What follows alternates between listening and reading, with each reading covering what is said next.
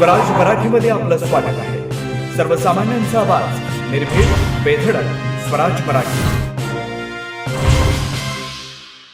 जिल्ह्याच्या विकासाची घौडदौड सुरू ठेवण्यात सांगलीकर म्हणून योगदान द्या, राज्यात जिल्हा अव्वल ठरेल यासाठी प्रयत्न करा, असा वडिलकीचा प्रेमळ सल्ला राज्याचे उच्च व तंत्रशिक्षण मंत्री, संसदीय कार्यमंत्री तथा सांगली जिल्ह्याचे पालकमंत्री चंद्रकांत पाटील यांनी शासकीय यंत्रणा प्रमुखांना दिला। निमित्त होतं जिल्हा नियोजन समितीचा निधी 100% खर्च झाल्याबद्दल प्रमुख यंत्रणांच्या अधिकाऱ्यांच्या स्नेहभोजनाचं। यानिमित्त एक चांगली आश्वासक सुरुवात होऊन आगामी काळात पालकमंत्र्यांच्या विश्वासाचं रूपांतर यशात होण्यास पाठबळ मिळालंय।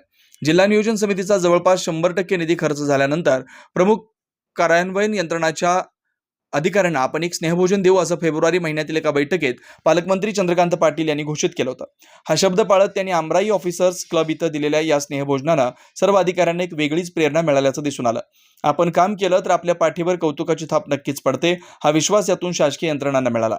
जिल्हाधिकारी अशोक काकडे, जिल्हा परिषद मुख्य कार्यकारी अधिकारी तृप्ती धोडमिसे, पोलीस अधीक्षक संदीप घुगे, उपवनसंरक्षक नीता कट्टे यांच्यासह जवळपास 50 यंत्रणांच्या प्रमुखांसाठी पालकमंत्री यांनी स्वखर्चातून हे स्नेहभोजन आयोजित केलं होतं। शिवाय प्रत्येकासाठी एक विशेष भेटवस्तूही। नेहमीच्या बैठकीत ते चांगले काम करणाऱ्या अधिकाऱ्यांना कॅडबरी भेट देऊन प्रोत्साहन देतात। मंत्री चंद्रकांत पाटील सांगली जिल्ह्याच्या पालकमंत्री पदाच्या दुसऱ्या इनिंगमध्ये जिल्ह्याचं पालकत्व खऱ्या अर्थानं निभावताना दिसत आहेत। पालकमंत्री पदाची सूत्र स्वीकारल्यापासून ते सतत ॲक्शन मोडवर आहेत। खरं तर फेब्रुवारीच्या पहिल्या आठवड्यापर्यंत जिल्हा नियोजन समितीचा केवळ 52% निधी खर्च झाला होता। त्यावेळी निधी खर्चण्यात राज्य क्रमवारीत जिल्ह्याचा 22वा क्रमांक होता। अनेक महत्त्वाच्या विकास कामांच्या तांत्रिक व प्रशासकीय मंजुरी, निधी वितरण व निधी विहित वेळेत खर्च पडणं यासाठी केवळ दीड महिना शिल्लक होता। याचं गांभीर्य लक्षात घेत पालकमंत्री चंद्रकांत पाटील यांनी जिल्हा नियोजन समितीचा वेळोवेळी आढावा घेत जिल्हा नियोजन समितीचा निधी 31 मार्च अखेरीस खर्च पडेल यासाठी वेळोवेळी आढावा घेतला। जिल्हाधिकारी अशोक काकडे यांनीही यासाठी अहोरात्र प्रयत्न केले। जिल्हा नियोजन अधिकारी अशोक पाटील व त्यांची टीम तसेच सर्व कार्यान्वयन यंत्रणांनी वेळीच दक्षता घेत त्यांच्या या प्रयत्नांना यशस्वी साथ दिली। परिणामी आर्थिक वर्षाखेरीस सांगली जिल्हा नियोजन समितीचा 99.60% निधी खर्च पडला। केवळ संकेतस्थळाची गती धीमी असल्यानं उर्वरित 0.40% निधी खर्च होऊ शकला नाही। यावर्षी जवळपास संपूर्ण निधी खर्च पडल्यानं पुढील वर्षी मिळणाऱ्या निधीत कपात होणार नाही। यावेळी पालकमंत्री चंद्रकांत पाटील यांनी अधिकाऱ्यांना कामाशी बांधिलकी व नागरिकांची संवेदनशीलतेने वागण्याचा सल्ला दिला।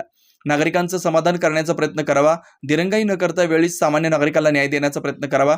जिल्हा नियोजन समितीच्या निधीचं एप्रिल-मे मध्ये अंदाजपत्रक तयार करावं।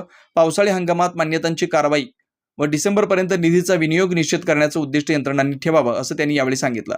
सर्व यंत्रणांनी टीम वर्क म्हणून काम केल्यास नागरिकांमध्ये शासन व प्रशासनाबद्दल एक सकारात्मक प्रतिमा निर्माण होईल, असं सांगताना त्यांनी अनेक दाखले दिले। सांगली जिल्ह्यातील टीम वर्कनं काम होण्यासाठी स्वतः पुढाकार घेऊन दर महिन्याला निवडक यंत्रणांची अनौपचारिक स्नेहभोजन करू, त्यातून प्रशासकीय स्तरावर अडकलेल्या फायलीतील तांत्रिक अडचणी दूर होऊन कामांना गती येईल, असा विश्वास त्यांनी यावेळी व्यक्त केला। जिल्हा नियोजन अधिकारी अशोक पाटील व पालकमंत्री यांचे विशेष कार्य अधिकारी बाळासाहेब यादव यांनीही स्नेहभोजनाचा हा सोहळा प्रत्यक्षात येण्यासाठी विशेष लक्ष दिले। अगदी उपस्थित प्रत्येक जणांचं उदरभरण होईल याची त्यांनी जातीनं चौकशी केली।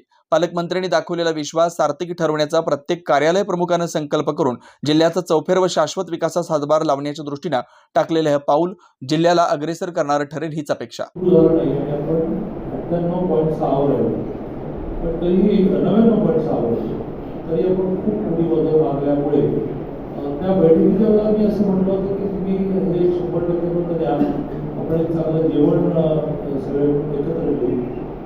त्याला मिलिटरीमध्ये बडा करणार त्याच्यामध्ये टॉपमोस्ट अधिकाऱ्यांनी सगळ्यांच्या बरोबर ठेवायचं असतं।